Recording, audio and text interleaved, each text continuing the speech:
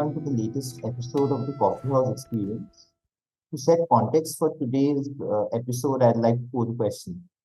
If we were to carry out a poll among Indian citizens today, asking them about what the terms right wing and left wing broadly connote, we can be rest assured that most of the answers would focus on cultural issues.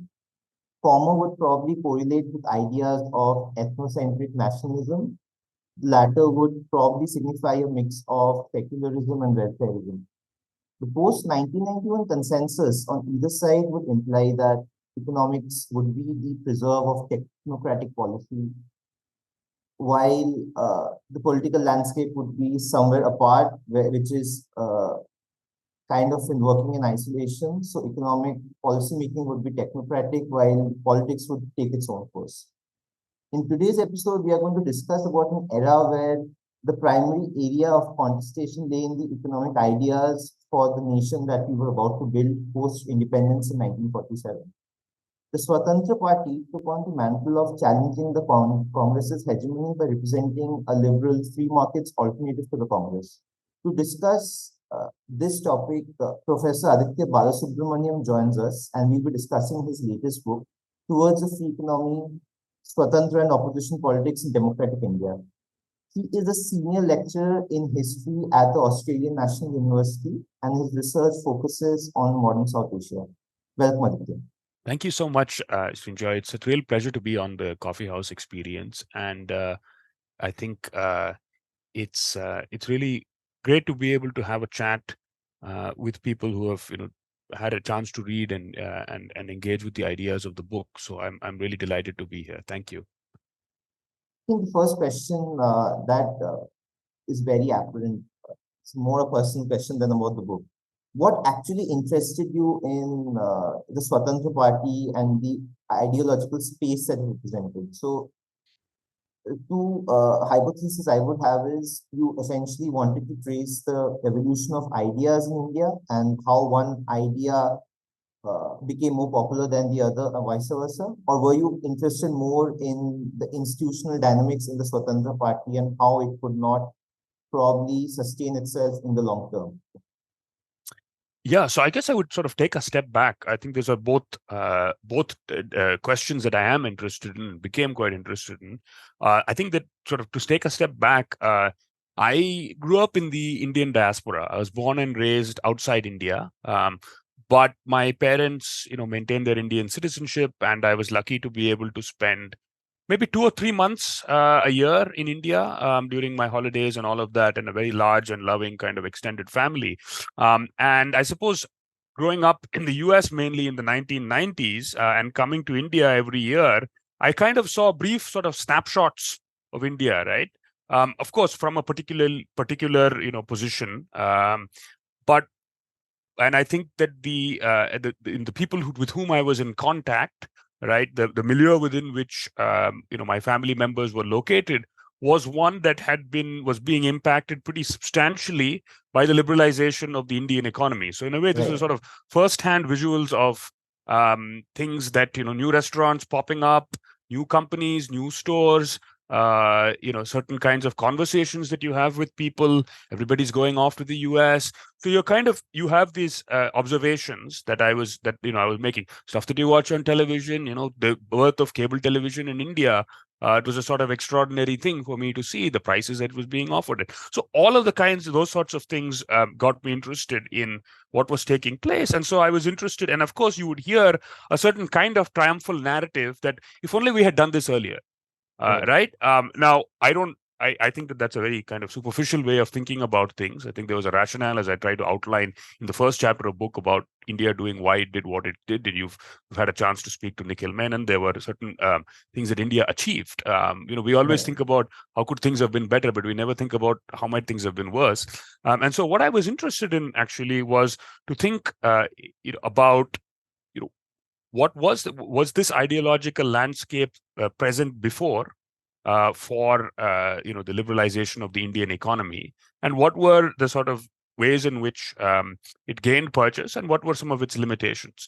So, and the way that I came to that, right, was actually, I was doing a project on John Kenneth Galbraith, who was the economist, who was sent to India to be John F. Kennedy's ambassador to India in the 1960s, and then got involved, during the period of the India-China War. And it's interesting because while he showed up in the 60s to be ambassador, he had been visiting India since the 50s, and he was considered to be a sort of liberal Keynesian type of economist. But in the Indian context, he had said that I think he once called up or spoke to Milton Friedman and said, "Look, if there's any place where your ideas would benefit from greater appreciation, it might be here in India."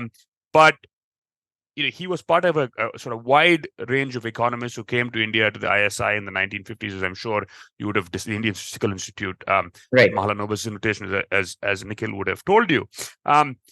But while I was reading about this period and I was making visits to this Kennedy Library in Boston and whatnot, I also got a lot of newspaper clippings and correspondences in which it turned out that there was actually an Indian critique of planning that was taking place from this perspective. And that got me interested in then the political basis of this. And there was a lot of discussion of this Swatantra Party. So that's kind of where the project started, and I just kind of went running with that. I mean, that was the foundation for my undergraduate thesis in 2013, and then I kind of picked it back up a year later and started working with my PhD, and I suppose I've kind of run with that, and now it's finally out on its own in the world. So it's a long answer, maybe too long to your question. No, it's not a very long answer. So it's interesting, right? So the thinkers you mentioned have quite a significant amount of import in India. In fact, there was this phase in the late 2010s when Center for Civil Society brought out a bunch of booklets, right? Where one of the booklets was essentially Milton Friedman coming to India in the early 1960s, late 1950s, and his critique of what C. Gopalachari dubbed as the license and permit Raj, and how India could free up its markets in some form or shape. So moving forward, probably it makes sense to understand the lay of the land, the kind of socio-economic scenario in which the Swatantra Party was born. If you could probably lay out the land for us. Yeah, absolutely. So in India, you have at this time at the center, you have a sort of powerful central government, right, dominated by elected officials of, the legislature is dominated by elected officials of the Indian National Congress, right? The administrative machinery of Indian government is controlled by sort of cabinet that is dominated by the personality of Jawaharlal Nehru after the death of Patel in 1950. And as Sudipto Kaviraj writes in one of his famous essays, because the balance of power in Congress in terms of the Congress Working Committee and its membership was a set of kind of conservative landed interests, right? And Nehru is being thwarted on things like land reform and this sort of thing. Right. He relies increasingly on the bureaucracy, right, and the bureaucratization of policy and expertise where he can to try to push through his agenda, which is for a more progressive kind of democratic, socialist or socialistic pattern of society, as he calls it, right? So that's and India has pursues a mixed economic model. 5-year plans are at the heart of that. The idea is to pursue import substituting industrialization focused on heavy industry, right? So while the Congress is an umbrella party, right? And it's important to understand that the Congress accommodates in what Rajni Kothari famously dubbed the one-party dominant system. Congress accommodates a vast spectrum of interests, right? This is the party of consensus. So within it, there's a sort of heterogeneous set of groups. And then there are also the opposition, the sort of, at that point, very, very small kind of minor opposition parties right in the beginning, Hindu Mahasabha, Communist Party, etc. And a couple of other sort of minor actors who are parties of, pressure who try to pull, the center of gravity a little bit either way. And they're not entirely successful. So it's and in they this were essentially milieu appealing to caucuses within the Congress. I think that's their best bet. Exactly. Rather than coming to power and displacing the Congress. That was not even exactly. then.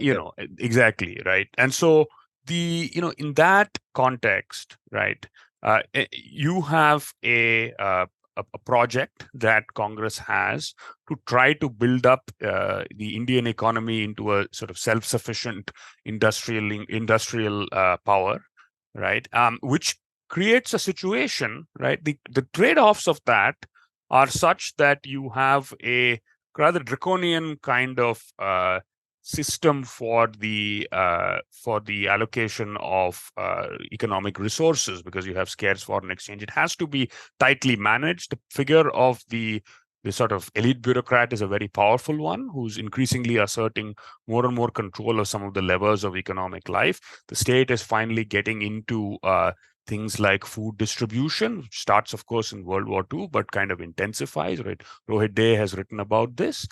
You have a vast set of regulations for industrial development and control. And this is something that starts to create disgruntlement from communities who are interested in pursuing certain kind of business activity. Now, it's not so much the big business, although that's part of it. Big business actually has a pretty decent relationship to the Congress, right? Because they kind of supported them from the 20s. They're sort of making profits. Now, of course, there is disgruntlement about the attitude towards capitalists. J.R.D. Tata is very upset when his airlines are nationalized. All of that is there. So one of the constituencies of disgruntled people become actually people in the regions who are coming from landed and trading kind of caste communities, who are transitioning towards kind of small forms of capital accumulation via things like agro-industry, or liquidating surpluses and getting into real estate, or pursuing small kind of 50 to 100 person employment mechanized industries or industrial activity like that, who are basically encountering the long arm of the bureaucracy in this milieu. And they would prefer that the organic pace of change led by them would continue. And they also hail, so this is on the sort of business side, but there's also on the kind or economic activity side, but there's also on the land side, right? These are communities, and among the ones that I look at are Patels, Kammas, Gaundars, Reddys, right, who come from south and west parts of India. This is not the whole story, but I think this is the sort of driving story for the ideological currents that you see, right, who are interested in an alternative economic program. And they consider themselves as, because they were part of the, broadly, of course, there is some diversity in this, part of the Rayatwari system during the colonial period, which was a land tenure system that was idealized as it's just the landowning cultivator who pursues their pursues agricultural activity and gives off what is a less highly taxed version compared to the zamindari and malwari systems. They pay less tax, and they're kind of freedom loving. They are these people who live in land plots that are not too big, this sort of thing, and that by choking this off, by trying to impose land ceilings on them, etc., you are disrupting relations between laborers and these landowning cultivators unnecessarily, and you're actually using a medicine that is far more powerful for a system that's actually traditionally fairly benign, and arresting the pace of organic change that is taking place. So that's the kind of foundation of what becomes Swatantra Party, which differs from and is the conventional story, which is told. Not Swatantra Party is not exactly very famous today, but the conventional story is that, look, this is a story of people in the Congress who are, the most reactionary of the reactionary. They are the zamindars and the former princes, and they kind of get together and, nostalgic for the 19th century. They react against the progressive impulses of politics. I'm not saying that that's not a part of this. It absolutely is. And in fact, if you were to look purely on vote banks, this is actually what helps Swatantra, right? I'm not denying that. But what I am saying is that if we are to think more completely about this history and why exactly Swatantra Party gets together, that purely looking at the electoral interests is not a very helpful way of thinking about this history. Simultaneously, it makes sense to understand the ideological landscape at that time, which was primarily dominated by ideas of socialism. Centrist planning had a lot of popularity there. In fact, in one of our past episodes with Nikhil, we discussed at length how the Congress actually co-opted a lot of popular media, even sadhus, right, to popularize the 5-year plans and ensure that even people at the grassroots understand that what they're doing is aiding to a larger cause. In this milieu, it makes sense to trace the ideological journey of someone like a Ranchhod Das Lotwala, the Lotwala specifically, and how the Libertarian Social Institute came about in Bombay. If you could speak about the Lotwalas, and I think here, in tracing his ideological journey, it makes sense to also speak about how he flirted with anarchism, communism, and I think this is a recurring theme throughout your book, right? They all are enamored by communism and they really believe in the ideology. But 1939 marks like this watershed point, right, for them where Stalin becomes increasingly dictatorial. He invades Finland, and that's when they grow disillusioned. So, if you could probably discuss them. Yeah. So, thank you for raising that. I think Ranchhod Das Lotwala is, I would say, probably the most significant ideologue and political publicist that you've never heard of, right? Right. And in fact, the book starts with an image of the Ranchhod Das Lotwala Library in Bombay at the intersection of Vittalbhai and Vallabhbhai Patel roads, which I think has an ideological significance as well, and currently exists to this day with a portrait of its founder.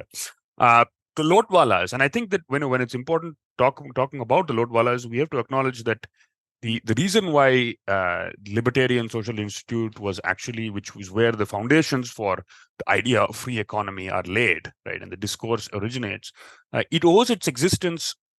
Sure, it was theorized by, or the idea for it was of Ranchhod Das Lotwala, but the reason, the day-to-day operations, and the reason why it was viable and it continued to sort of punch above its limited weight was because of Lotwala's daughter, Kusum Lotwala, who was a sort of extraordinary woman. But like multiple women in my book, they exert significant roles, but it's always subordinate in the context of servicing, the family, the household, etc. So, who are the Lotwalas? Why are they important? One of the important pieces of the history of 20th century conservatism across the world is about how people who become disillusioned with communism for one reason or the other often go on to become the most virulent anti-communists that you ever heard of or thought about. Yes. And this is a story, and very often they were the internationalist wing of the Communist Party associated with Trotsky, who in 1929 is exiled from the Soviet Union by Stalin. And as you correctly point out, Shinjoy, he becomes increasingly dictatorial. And a lot of people who are fellow travelers, etc., grow quite disillusioned. Another person in my book is a guy called Philip Spratt, who was sent to kind of blow up India, as he writes in his memoirs, and then becomes responsible for the Libertarian Social Institute in Bangalore. In fact, the first place where I actually encountered Philip Spratt was Ramchandra Guha's latest book, where he actually wrote about foreigners in the Raj who actually worked for India. So Philip Spratt has this entire vivid section about it. Yeah. So Rebels Against the Raj. It's a book I really enjoyed, and he sort of has a prominent place in that book. So institutionally, the foundations of free economy with discourse were laid by the Libertarian Social Institute, which was founded by Ranchhod Das and Kusum Lotwala. Ranchhod Das is from the Halai Lohana sort of trading caste that had settled in Gujarat for several centuries, but traced their origins in Sindh. And his own family had moved to Bombay in about 200 years ago, or before he was born. They were flour traders, and he kind of mechanizes the operation and starts to own a couple of mills in the Girgaon area.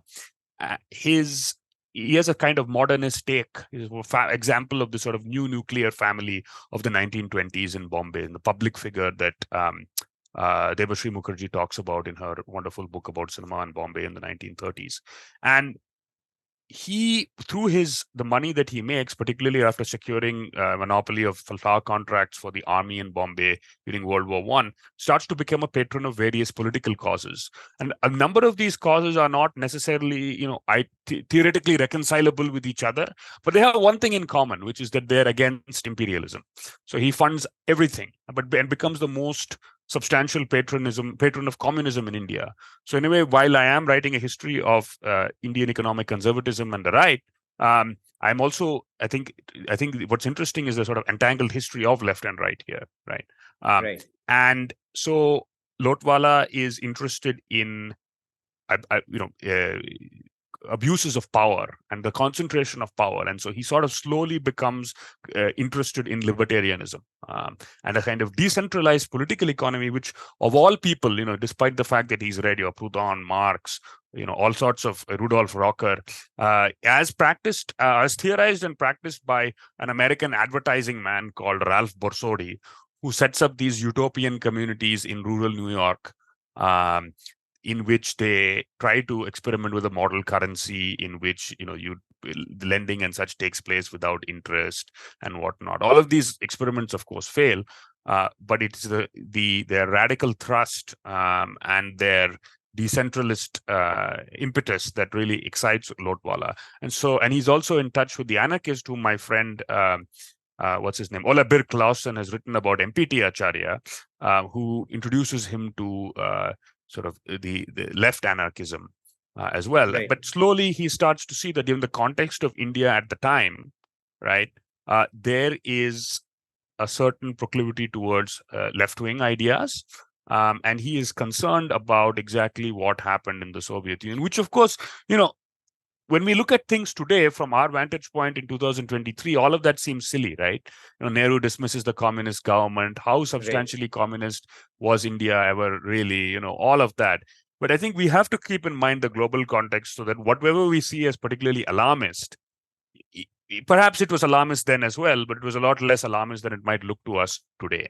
So there was that concern. And so what happens is that he sets up this Libertarian Institute. He starts to bring all kinds of literature from the United States and Great Britain that is anti-communist, pamphlet literature, and people from there are all too happy to give it to him. And that way he kind of navigates scarce foreign exchange resources, etc. But what's important is that his the Libertarian magazine of Kusum and Ranchod Das is embedded in a network of other journals that are expressing concern with Nehruvian economic policy in the era of and other aspects of Nehruvian policy in the Cold War era, and share kind of an anti-communism among them. A sort of cluster of associations and journals across India in urban spaces, run by people who very often have pretty exemplary anti-imperial credentials. But what's important is that their aversion to empire and their aversion to the state are kind of entangled, right? And so they pick up the politics of the earlier era of Congress leaders, the political mobilization tactics of the earlier category of people before Gandhi, which is the petition, the print journal, the print newspaper, the debate, these sorts of things. It's not about marching on the streets. Likes of, say, Gokhale, Nauroji, exactly. And stuff. Yeah. Exactly. And of course, it's perhaps not a coincidence that where did I find back issues of the Indian Libertarian, which were given to me by someone who used to work for CCS, Kumar Anand. Was very generous of him. Is from Gokhale itself. So this is the Gokhale Institute of Politics and Economics, one of India's great, wonderful libraries, and also a DSpace, in Pune, that has put a lot of what they have online. So these are the origins of free economy, and Lotwala's story is one that is paralleled by a number of others. It is not Gopalachari is a sort of one of the holdouts, but it is paralleled in a sense by N.G. Ranga, who becomes president of the Swatantra Party, by Minu Masani, who becomes general secretary of the Swatantra Party, right? And by people like Philip Spratt, who are well-wishers of the party, people like S. Ramanathan, who was one of Periyar's associates. So you see this ideological shift from left to right taking place all over, and it's something that is an Indian story but also a global story.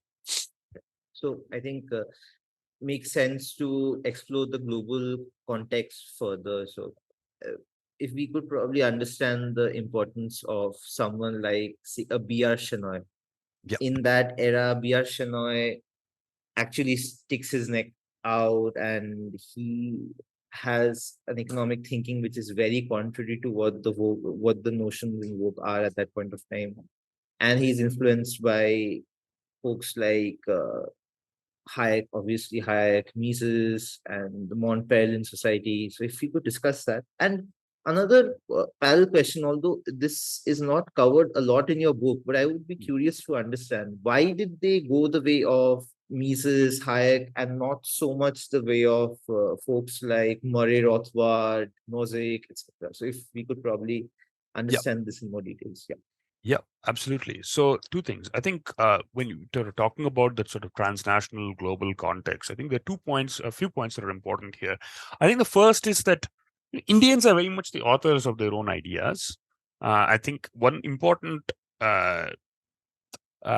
piece of sort of understanding the conventional wisdom that I'm trying to push back against is this idea that free market ideas are theorized in the West, and then they take the world by storm, which is what, unfortunately, a lot of literature tends to continually do. But I think probably a more subtle set of questions, which I think are actually more accurate in terms of how things actually work out, is in different types of contexts, that are driven by factors of political economy and social concerns. How are elements of these ideas that originate in the West, in the Atlantic world, how are they examined, engaged with, filtered through, and kind of brought into to be a sort of part of someone's unique amalgam of thought and then practice. Right. So that's kind of what the book is, one of the major, I suppose, scholarly preoccupations of the book. Having said that, right, I think that, so there is a quite debate about this question about what exactly is neoliberalism, etc. But one interesting thing is that the term neoliberalism is used by Hayek in an article called Rebirth of Liberalism, which appears in the Free Economic Review journal that is run by the Libertarian Social Institute in 1952. Right? And so it's the term neoliberalism is appearing in India in 1952. I think it's a very significant thing. Right. Whether that's the same neoliberalism that we attack and discuss today is a different story. The Montpellier Society mostly used as a pejorative now. I think exactly neoliberalism is literally used as a pejorative now. Yeah, that's true. But I think that increasingly some people who subscribe to some of those ideas are actually taking it on and saying, okay, yeah, we see this as something that is coherent. The work of Quinn Slobodian has done much to help promote or help people try to understand that. The two points about global context, right? One point is that we have to think about the history of economic ideas within the context of the Cold War, right? And thinking and the appeal of ideas like those of the Montpellier Society within that context.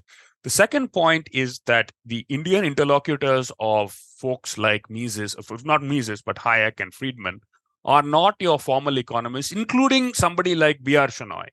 Okay, because B.R. Shenoy, while he has published in Quarterly Journal of Economics and this sort of thing, by the time that he is involved with advising the Swatantra Party and this sort of thing, as I've written another piece in Ramachandra Guha's Festschrift called Alone at Home Among Friends Abroad, Shenoy is somebody who by this time has shifted pretty much to public affairs commentary. Right? He's not sitting and writing academic journal articles, and his tone is taking on an increasingly polemical hue. Right? That's not a criticism, but I'm just trying to explain what he's doing. And so, but Shenoy becomes India's connection to the Montpellier Society, which is a group of journalists, academics, etc., who get together from 1947, concerned that the new Keynesian orthodoxy around government economic policy is rolling back some of the ideas that they have about the importance of free exchange in markets. And it slowly becomes increasingly influential, particularly from the 1970s.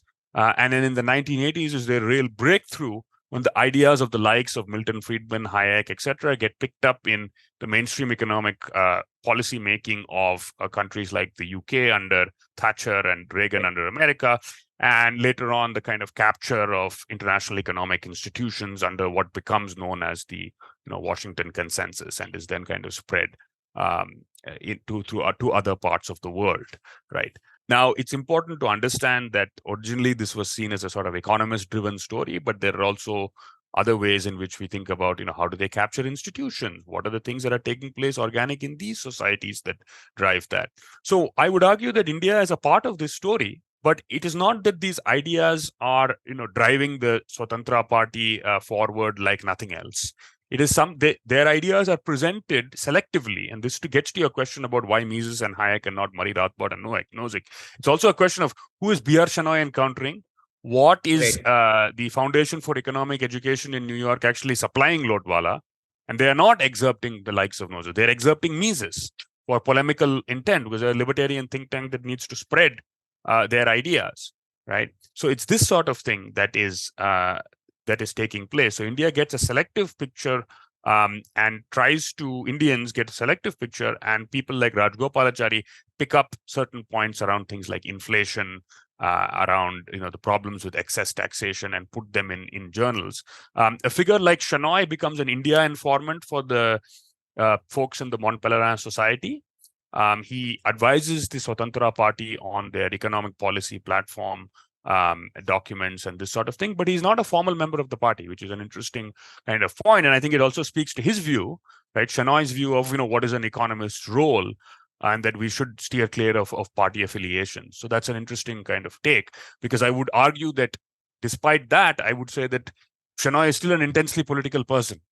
So going forward, probably it makes sense to understand the motivations of C. Rajagopalachari. So Rajagopalachari, as an individual now, gets a fair share of brickbats, especially for his term as the Chief Minister of Madras State, where he had this entire policy of educating folks also in their Varna vocation. And that's something that is still viewed in very unfavorable terms, to put it mildly. Probably understand how Rajagopalachari, who was considered to be an acolyte of Gandhi, considered to be Gandhi's conscience keeper, completely shifts not 180 degrees, but significantly in terms of his economic worldview, and champions free markets, coins the term license and permit Raj, which is this catch-all term that we use to describe India's economic trajectory from 1947 to 1991 till we were unshackled by P.V. Narasimha Rao and Manmohan Singh. Right. Yeah. No, thanks so much. So yeah, Rajagopalachari, again, a fascinating figure and an important figure in India's history of independence, right? He brings South India behind Gandhian politics. And that's a substantial contribution that, because of Rajagopalachari's less savory contributions, to put it mildly, such as, for example, when he's premier of Madras in 1937 to 9, trying to introduce Hindi in schools, which is great rival but also great friend, Periyar, raises a huge protest against. And similarly, the Kulakalvi Thittam, or hereditary education scheme, which is in order to increase the number of people going to school on the budget that we have. The idea is, right, and here, Tamil Brahmin privilege, right, shows through. He says, oh, look, with the existing resources we have for the state, we can double the number of people in school. We just put them half day and do their hereditary occupations, which is great if you're a Brahmin or a, well-to-do Chettiar. But then if your family are toilet cleaners, then you have to do that half the day. No, I mean, and I think that, and that, because, on the one hand, I think it's important to understand Rajagopalachari's contributions, but I think there are very good reasons why today he is not canonized and revered or whatever, in the way that some folks think he should be. I think it's important to recognize that. And of course, Periyar helps bring down that government. Kamaraj becomes the chief minister, and that paves the way for the de-Brahminization of the Congress, which is a very substantial kind of development in the history of Indian politics. Okay, so C. Rajagopalachari by 19 54 is a bitter man. He is a bitter, brilliant, unbelievably prolific kind of person, and he turns to economic affairs commentary, right? And of course, to writing a rendition of the epics, Mahabharata and Ramayana, which he's written before in Tamil, but they kind of put into English and they're kind of serialized. Many children would have read the Bharatiya Vidya Bhavan's Ramayana, Mahabharata. So every That's period where there's even what I read, I think, to be honest, exactly. that's the version I read for Mahabharata and Ramayana both. Yeah. Yeah, absolutely. I mean, Rajgopalachari is just an incredible publishing phenomenon. Something that deserves study in and of its own. And he put things into concise, readable manner, and that is his great strength. Which is why a guy who never won an election in his life. Okay, you become Governor General of India, Home Minister, Premier of Madras twice, Gandhi's conscience keeper, vagera, vagera, vagera. Somebody who never won elections, I've always put up from the university constituency, okay, or asked to take over, as a caretaker for a, party that's like trying to build a coalition government. That's how he's able to pull a punch above his weight. It's the power of the pen and the press. He has these acolytes, right? T. Sadasivam, who is the advertising manager for Ananda Vikatan, which runs until today, and Kalki and takes over Swarajya magazine, and Kalki Krishnamurti, who is the author of, among other things, Ponniyin Selvan. So PS1 and PS2 came from the pen of Kalki. So he always remains a force, and the Brahmin community, which is small and in decline, right, but continues to punch above its numerical weight, revere this man. Okay, they think of him as Mahan, etc. If you read Vasanthi Srinivasan's book, in the introduction, she talks about how members of her family will always, watch him speak or listen to him and say, "Oh, wow, Mahan." Right? Mahamudra Goa has a book, has an article about Rajgopalachari called "The Wisest Man in India," where he talks about how, and after he dies, Guha kind of breaks into tears. Right? Okay, so Rajgopalachari, I would argue, was never a socialist. He is someone who had profound observation of economic life. Until 40, he lived in villages and small towns. So he is witnessing South India undertaking commercialization and agricultural change. Okay. He is witnessing the advent of mass nationalism on the countryside. He is interpreting these in his writings for the Gandhian program of Dalit uplift or abolition of untouchability, and for his stories on prohibition, and observing a lot of these dynamics while he runs the Tiruchangod ashram from 1925 to 1935. So this is really the foundations of economic observation, embedded in social, political, cultural issues that he writes about. And I would argue that there is a consistency between that, right, in society in society changes taking place at that time, and the stuff that he writes in the 60s. For him, unlike for a lot of free market thinkers, the economic is intensely embedded in ethical and moral concerns. Okay, this is not the idea where it's a sort of different science that you get the economics right, things will follow, etc., etc. No, he is not that kind. So when we say free market ideas and all of that, yes and no, right, in that sense. Okay, so that's important. By the 50s, he starts to become a critic of Indian economic policy. And his, I suppose, tutor, in a manner of speaking, is B.R. Shenoy. B.R. Shenoy, right. But Rajgopalachari is also somebody who reads prolifically on his own.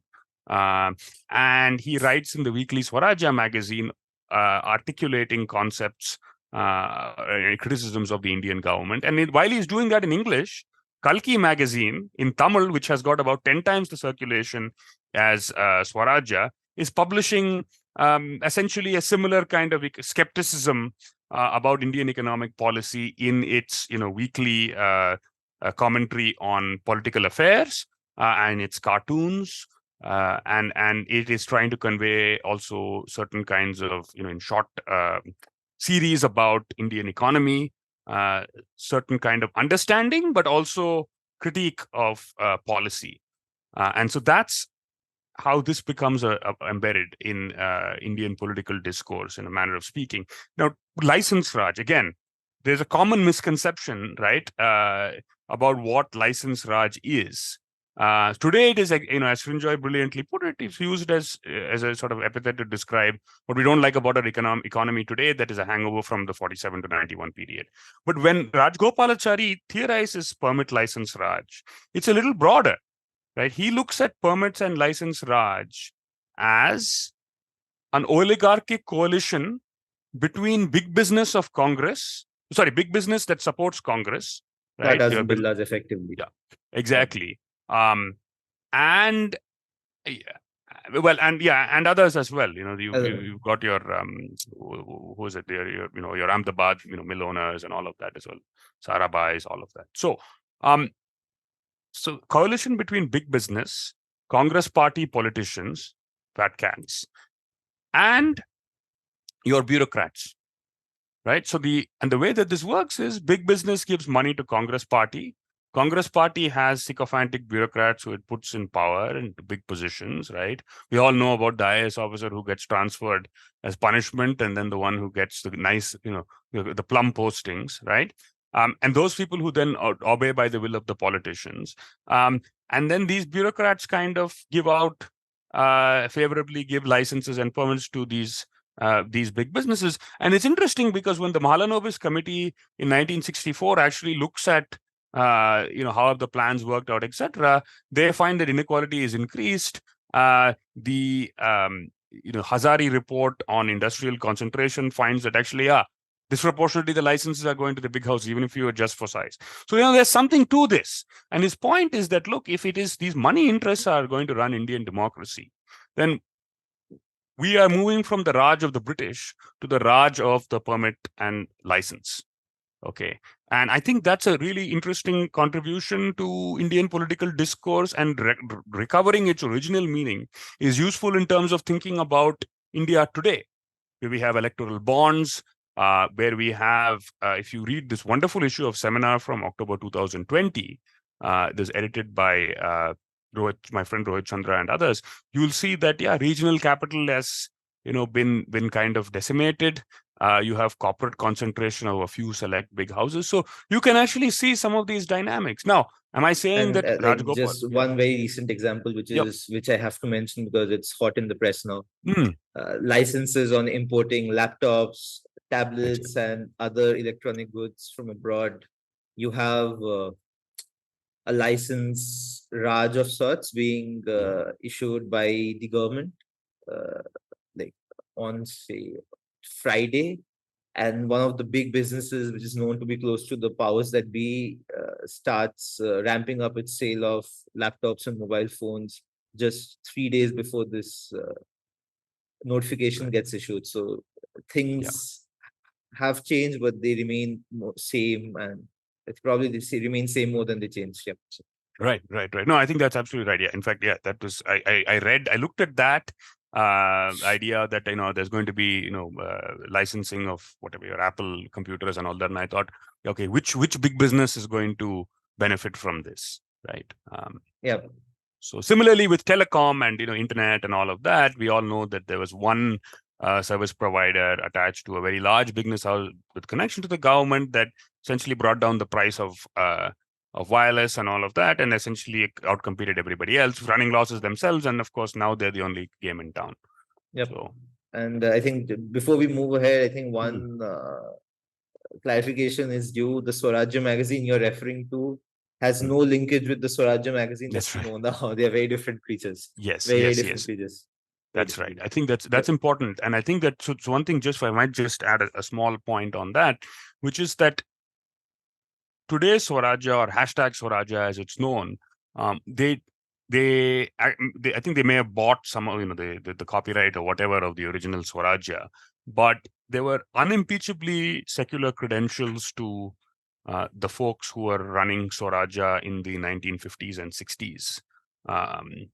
And for example, Rajgopalachari wrote very movingly to K.R. Malkani, who's one of the founders of the Janasangh, who you can read about in my friend Abhishek Chaudhary's extraordinary book. I imagine you'll do a coffee house with him sometime as well, on Vajpayee. he writes to Malkani saying, please stop publishing these cartoons and myths about Islamic conquest of India, because what that has a function of doing is marginalizing our minority communities who have just as much love or more for the nation as Hindus do. And Right. Malkani writes back saying, this is absolute bakwas, blah, blah, blah. You sound like the communists, blah, blah, blah. So, and that's very different from, if you read the pages of Swarajya magazine today, that's very different. Right.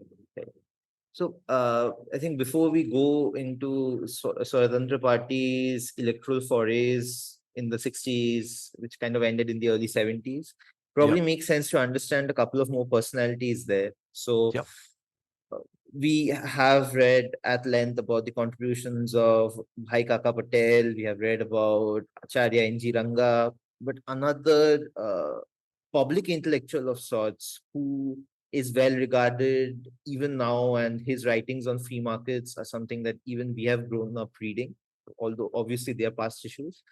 This is Minu Masani. So Minu Masani is a very different character in this mix, right? So C. Gopalachari, steeped in politics, has strong bona fides with regards to his participation in India's freedom movement. On the other hand, you have someone like a Minu Masani, who was a publicist for even the Tata Group, comes from a corporate background, comes from a moneyed family. He's also drawn to free market ideals. If we could probably understand his motivations towards joining electoral politics, contributing to the Swarajya cause. Yeah, that's to Swatantra cause. Yeah, so a couple of things. Thank you for asking about Masani, who is, the General Secretary of the Swatantra Party. It's important to note, organizationally, without Masani, there would be no Swatantra Party. Yep. Because he has organized certain. So Masani, as I pointed out in the book, has a number of limitations in that he thinks that the party should be run a little like a business. But as a result, there is somebody who sends the emails, who gets the stuff out, gets daily business take place. I should also, so Minu Masani comes from a very famous Parsi family. His father is R.P. Masani, who, again, before my friend Dinyar Patel wrote the great book about Nauroji, he was the biographer of Nauroji. Masani hails from a family that is, very well regarded in Parsi sort of South Bombay circles, etc., etc. I should say that he does have an early career as a politician. He is attached to the Congress Socialist Party, with Jayaprakash Narayan, who is his, very, very close friend. But again, it's a similar kind of thing, like with Lotwala and countless others in the book. He becomes disgruntled with, what's happening among the left, particularly then during this period called when the Communist Party is banned and they form a united front with some of the other with socialists, etc. And he feels that his party, as does Ranga, feels that their party is sort of being infiltrated by commies. Congress Socialist Party literally gets captured by the communists for all exactly. Yeah. Right. And so that's something that he, and he's never able to kind of forgive them for that. So Masani is a really interesting person because he makes economics or economic geography something for the masses. In a limited sense, for mass consumption. I wouldn't say for the masses. He writes a book in 1940 called Our India, which is illustrated by C.H.G. Morehouse, who's a British advertising sort of illustrator for Oxford University Press, India. And this book takes India like wildfire. A man who's in his 90s, Dr. H.V. Hande, who was a Swatantra Party politician, in his office in 2019, shared recollection. He's saying, that book was a complete craze. I still remember when it came out. Manmohan Singh says that's the book that inspired him to become an economist. When I first asked, Amartya Sen for advice on this project, he smiled when he recalled Our India. Our India was written from a kind of social democratic bent. Later on, he does a similar kind of thing for the Bombay Plan that is written by the Indian capitalists in 1943 called Picture of a Plan, which is commissioned by Tata's. By now, he says he was in his memoirs poor as a church mouse, and a family friend, A.D. Shroff, who later goes on to found the Forum of Free Enterprise, gets him a job doing PR with the Tatas. And so the Tatas commissioned this book. And there you start to see, right, that and in a later book called Our Growing Human Family about population, you start to see that he's actually really won over to America as the great model for how a country should develop. And he is really into what these things that are in, that the founding fathers write in the Declaration of Independence about life, liberty, and the pursuit of happiness, all of that. And he looks at Woodrow Wilson as a model internationalist, free trade as a really important set of policy for the advancement of a country's economy, and becomes a virulent anti-communist. Right, he gets involved with something called the Congress for Cultural Freedom, which is funded by the CIA, and starts publishing a lot of anti-communist leaked documents of the Communist Party, etc., etc. He writes a history of the Communist Party in the 50s that is, very kind of degrading to them, and so much so that even the Americans find him like far too partisan to be useful for them for their purposes in India. But it's important, and I think that's an important point, which is that while the Cold War is taking place, Right. again, India's a non-aligned country. India has pretty reasonable amount of autonomy, and what's remarkable is just as you have a leftist public sphere in India, magazines like Blitz, Seminar, etc. You also have a kind of right-wing public sphere, which is smaller in numbers, but by no means petty or irrelevant. Magazines like Current, Mice India, etc. And Masani is very much at the heart of this world. Actually, it's very interesting. So if you read like most of the commentary about that period in terms of what a right-wing intellectual looked like back then, yeah, you do have mentions of people who believe in free markets, essentially folks who are economically right-wing. But nowadays, the kind of things that you peruse from the cultural right wing of that era are very, very different, right? So if you look at what the BJP stands for today and the kind of ideological phobias from that era, you would look at the Gita Press and them publishing all sorts of folk tales in a popular, readable format.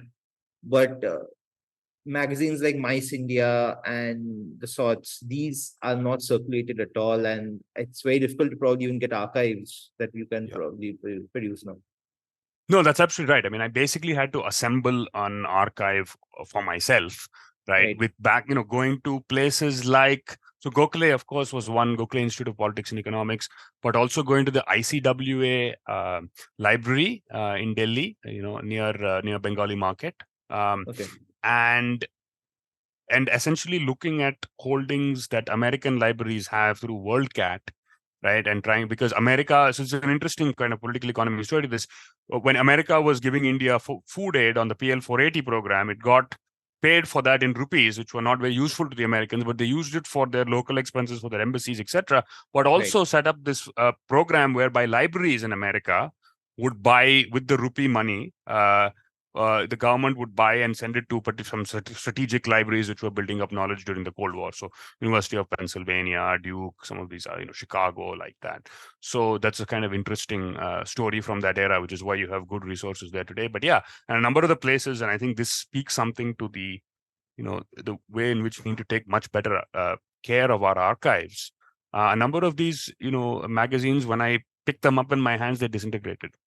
Which is a really tragic kind of thing. And this just another small point, which is that the Gita Press in Akshaya Mukul's sort of fabulous book is one very important press. I'm sure there are many others. The other thing I look at is I think of is the Janasang's Rashtra Dharma and Panchajanya, both of which have a very strong Atal Bihari Vajpayee connection. And it's a number of the things that you see today, Article 370, Uniform Civil Code, all of this sort of thing, critique of Nehru. A lot of that you see going back to that era. And I think it's kind of important to recognize that. And so basically, because they are electorally marginalized, right? You have both the kind of Hindu revivalists, right, the Arya Samaj kind of this thing, people who are you have the Hindu nationalists like the Janasangh, RSS, etc., and you have your economic right wing, like your, Minu, Masani, etc. And there are links and connections, although I believe that my folks are distinct. But the public sphere, right, of India at this time is really vibrant, and it's encompassing a vast range of opinion. And the right wing, I believe, really develops ideologically during this Nehruvian period, intellectually, and the electoral, this thing comes later. Probably move to the Swatantra Party's political forays. So, first question would be, who is the target voter? So, is it a middle class individual, someone who does a salaried job, is facing red tapeism, rising taxes, etc.? Is it a peasant proprietor? Are these clients of landed interests? Essentially, these landed feudal lords maintain these client patron networks, and these guys are just disgruntled because those networks have ended due to obvious reasons. Makes sense to understand who they were trying to appeal to when they sought to fight electoral battles in the late 50s, 60s. So I'm very thrilled to see you pose a question like this, because I feel like it means that the book was somewhat readable. So thank you, Srinjoy. But yeah, so exactly, this is exactly right, and I think he puts the question in a way in which I don't need to say very much in the answer, which is to say, look, Swatantra is ideally is envisioning some kind of a middle class citizen, which is such an elite constituency in India, it doesn't really exist. Right. It may read to us today, even in today's India, right? I mean, if you read Rukmini's wonderful book, Whole Numbers and Half Truths, you will see, this whole idea of we all think that we're middle class, but then really we're, in the top 1% of people, right? Because we know people who are richer than us, and we kind of associate that and say, yeah, but I have modest income and expenditure, right? So that's very important, which is that this construction of the middle class by people who are kind of elite folks of a party, and why they imagine it based on, in some sense, R.K. Lakshman's Common Man cartoon of who that is.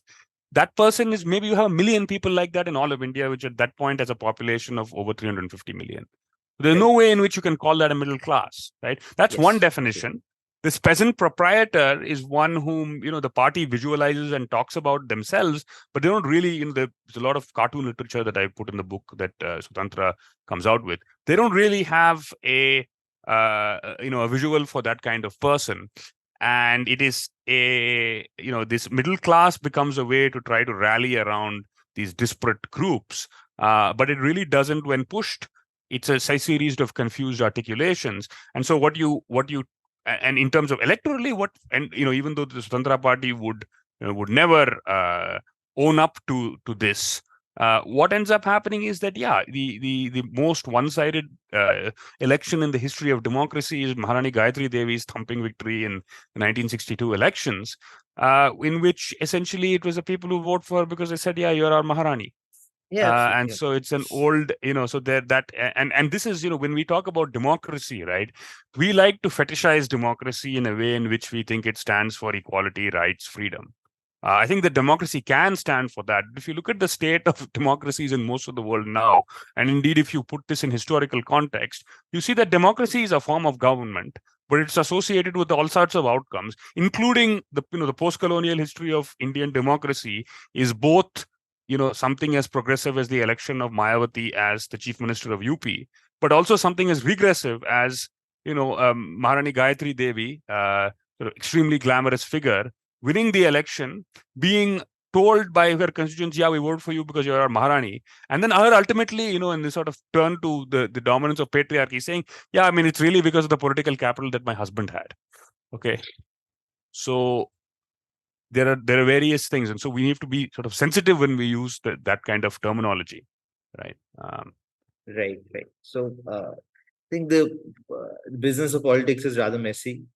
Ideological diatribes aside, you probably need to make several concessions, which the Swatantra Party did. You had it participating in the Samyukt Vidhayak Dal in the 60s. You had them joining hands with the erstwhile feudal lords, the princes in Orissa to form a short-lived government. So what was this entire experience like? Did that do more harm than good to the party's long-run purse? Sure.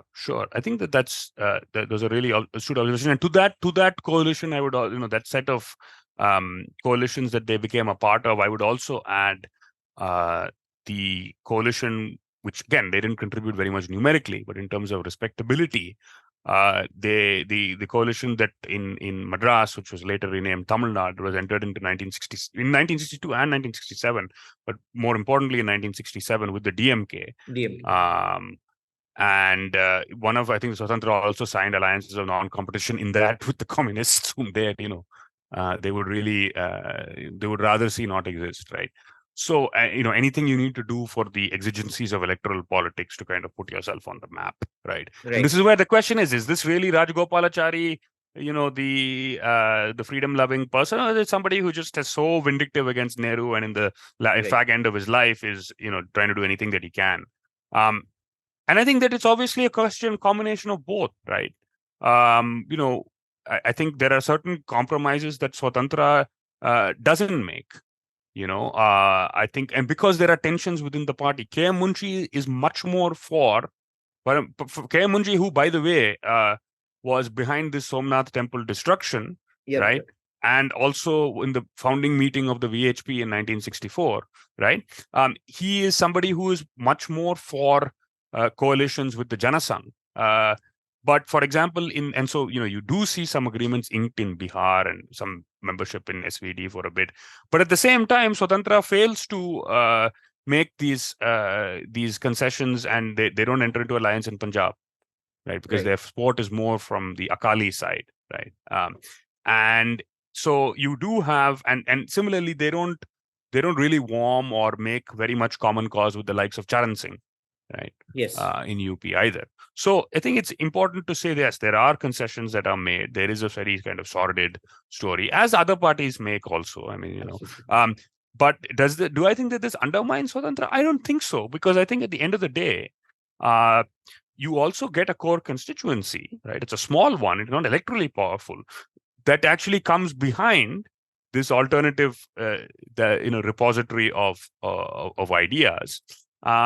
And I think what's interesting is, and again, this is not so much about Swatantra, but about Indian democracy, is that you have people who are of a conservative disposition, who are trying to think about how can we use the opposition party to amplify our claims. So you have people writing to opposition leaders and saying, look, I need, I've been wronged by the government in a particular way, and escalating their claims, etc. Now, of course, they're also trying to write to the Home Minister or whatever, but it passes through the desks of a figure like Rajagopalachari, etc. Right. And so I think in that respect, there is a contribution that is kind of made. I think the final section of your book deals with the disproportionate ideological heft that the Swatantra Party has in terms of India's pantheon of court cases, and in terms of an opposition coming from a political party to some of the more socialistic turns towards Indira Gandhi's early years in power. If we could probably discuss bank nationalization briefly, and I think another person whose role becomes critical here, although he was not a formal member of the party like B.R. Shenoy, but he was very critical, perhaps, in furthering their cause. It's Nani Palkhiwala. No, thank you. So I think the last part of the book is interested in thinking about this concept of free economy, which is this alternative set of ideas that has its own tensions, but at its core has what anti-communism, decentralized activity, unfettered private economic activity, and right to property, and opposition politics, which is the idea of balancing out the Congress with something from the right. Communication of an alternative sphere of economic ideas as a part of pedagogical politics. And third, using India's institutions of government, legislature, executive, judiciary, or using the legislature and the judiciary to try to check the power of the Congress. Okay, so I mentioned the right to property. So both the bank nationalization case and the Privy Purses case, right, are cases that are part of the history of the Swatantra Party, which I don't think gets acknowledged. So R.C. Cooper, in the bank nationalization case, is a Swatantra Party member, right? And then in the Privy Purses case, Maharaja Adhiraja Rao, whatever, Maharaja Adhiraja Scindia is a Janasangh person, Janasangh member, but The writ petition is actually signed also by the original writ petition is signed by, I think, Balraj Madok and Masani, one of the writ petitions that gets like thrown out or something like that. So, but it is a process of corralling that is done by Swatantra and looking for opposition people who are willing to put their names to it. Okay, and Palkiwala is the lawyer in both. Palkiwala is a really interesting figure because he is somebody who, under the auspices of the Forum of Free Enterprise, which is one of these organizations that are involved in spreading free economy discourse, used to give these massively attended critiques of the Indian budget every year. And by the end, they were held in Brabant Space Stadium in Bombay. And he would call India the most taxed nation of the earth, right? So he's very against tax. And Swatantra actually conducts anti-inflation and anti-taxation mobilizations on the streets and whatnot with limited success. So the right to property in the Indian Constitution, right, is something that that the judiciary at this time actually stands up for, right, despite the fact that the government is trying and passes amendments to try for land acquisition and redistribution. And Swatantra perceives this and understands that they'll get a sympathetic hearing in court. And when Indira Gandhi nationalizes banks, they actually win, right? And the Privy Purses case is also one, but then Indira Gandhi is able to get them abolished anyway by pushing legislation through again. So it's interesting in that that Indira Gandhi is thwarted in both of these attempts, thanks to efforts of lawyers and cases and teams that are that I would suggest kind of owe their coming together to the active efforts of the Swatantra Party. And I think that's it's a sad story, but the Indian Supreme Court has, which later on will sign will accept the emergency and this sort of thing, ADM Jabalpur and that case. It was actually quite independent has been independent on the issue of right to property, particularly at this time. So Swatantra is also operating in the legislature. So it's passing the first successful no confidence motion. It's getting to be a part of a number of parliamentary committees that is interested in the proper use of funds by different institutes. They are pushing kind of inquiries into corrupt officials. I'm not saying that they're the only people behind this, but they are a vocal opposition that helps kind of push government to conduct inquiries about ministerial corruption, which leads to dismissals, et cetera, et cetera. So they're a sort of piece of this more vibrant period of politics of opposition in India, and one in which the Congress is sort of very much more on the back foot, which precedes a crisis and a split in the Congress, and then Indira Gandhi kind of steers towards the left with Garibi Hatao, etc. Congress split, captures Swatantra's base, who are in the Congress O, that's associated with the older wing of the Congress, and then in the 71 elections they're kind of decimated. They continue around until about 74, and they kind of merge with the BKD and this kind of thing. But it's really not the same after 1971, which is kind of when I end my story. Probably to end this conversation, we will discuss two counterfactuals. First counterfactual is, if the Swatantra Party in 1967 actually could have managed to muster together a coalition that could capture power in some form or shape, what would the Indian experience be like? Would we have something like when the Morarji Desai-led Janata Party came to power in the late 70s? Or would it be more radical in terms of economic reforms? What would your guess be? Yeah, no, that's a really, it's an interesting question. I think so. Thank you. My sense is that it would look more like Janata, and the reason is as follows: to get the number of coalition. Of course, we're indulging in a fair bit of speculation. So we're dreamers, right? There are dreams and schemes. So, in order to get where it got, which was 44 seats in 1967. Chief opposition means 10% of the seats in 3 states. 3 out of 16. Swatantra had to make a lot of compromises. In order for Janata to come to power in 1977, Indira Gandhi had to put together an emergency and this sort of thing, right? Jayaprakash Narayan has to say that you can't call Janasangh fascist if they're fascist. I'm also fascist. So there are a lot of things that have to be done. Yes, and so I would assume that the set of compromises that would have need to be made would be so great that they would so ideologically dilute any kind of major program that Swatantra would try to put forward.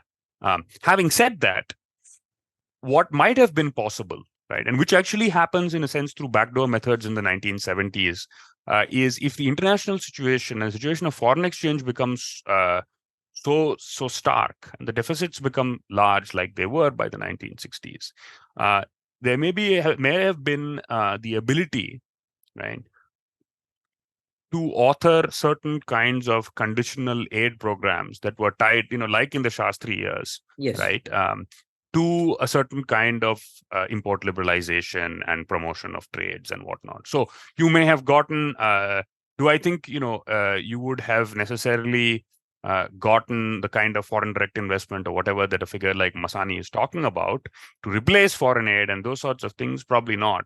But you may have gotten a little bit of deregulation that, and it may have been sold and some kind of export promotion that was sold as, well, this is good, but it's basically pressure coming from interests abroad. Second counterfactual, want to discuss in today's context, where you have these large language models in vogue, you have the advent of artificial intelligence, etc. We see increasingly that even though it's covert, but central planning is coming back in some form or shape, where centrally planned schemes, though they don't call it so, leverage upon large amounts of big data, large computing power, etc., to actually plan on a real-time basis, because the logic is what Hayek described, right, where you had the use of knowledge in a society. That Yep. use of localized knowledge is not so relevant anymore because you have big data and computing power making up for it. In a scenario like this, do you think central planning has a feasible case for it?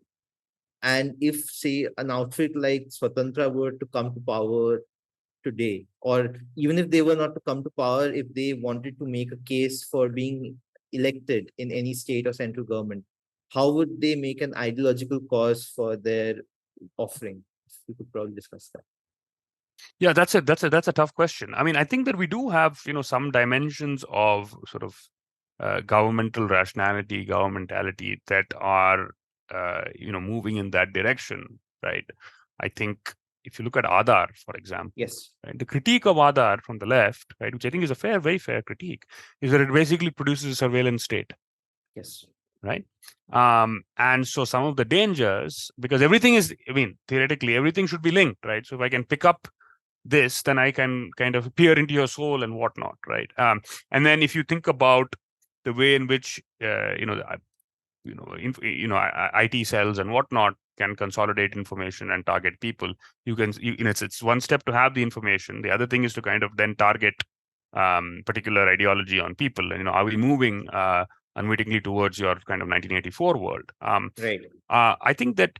So whether I would call that central planning or not is I'm not sure, because I feel like central planning also connotes certain impetus about industrialization. So whether Right. or not that will manifest itself in India becoming the manufacturing powers that the government would like it to be to put more people in factory employment, I don't know. Because that also relies on a series of choices, other set of choices and things working out. But I do think that there are dimensions of big data that give substantial controls to government, and that Right. people don't yet have the protections, right, for that from being misused across parts of this political spectrum, right? I mean, Aadhaar was brought by Congress originally. Right? Yes. So that's one thing. How would a Swatantra Party bring their challenge to something like that?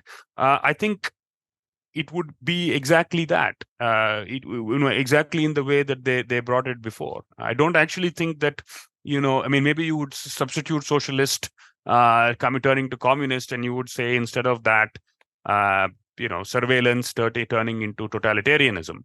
Right. But I think the dominant thrust would be the same in terms of the rhetoric of freedom that they use. Voluntary exchange, and basically the institutional designs that facilitate voluntary exchange. Right. freedom Institutional itself. designs are important. And of course, there's an important distinction, which is that, the decentralization of economic activity and the decentralization of information Right. are the different, is the difference. But I think that language would be repurposed to make this critique.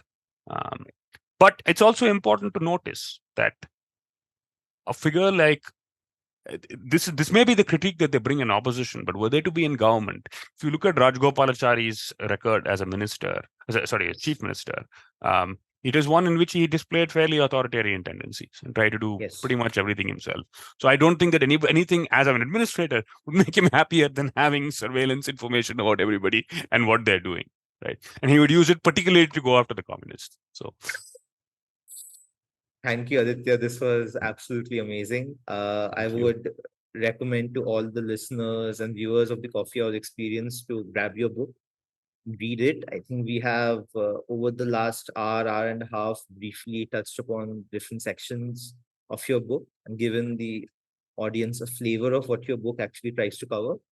I think what I would really like to double click on is, apart from your book has a very rich repository of footnotes and bibliography, which actually you could peruse to understand more about some of the concepts that motivated the folks who were at the helm of the Swatantra Party. Thank you so much. Any closing words for our audiences? Just to say that when we think about the past and we think about failed projects, very often the question becomes, why bother? Because we live in a different world. But I think that what I was struck by in this project is that even though I was trying to understand how did things evolve in real time and what was the situation back then, I was struck by a particular resonance with some of the same challenges that we're facing today. And somebody said, look, yeah, your book is about economics, so it's not really my thing, etc. I would say that's true, but I feel like I try to take an approach that is probably least economicsy as possible. Yes. So, I hope that's of interest, and I want to say a huge thank you again to Srinjoy. It's been a great joy, and I really appreciate the careful and sensitive questions. Thank you.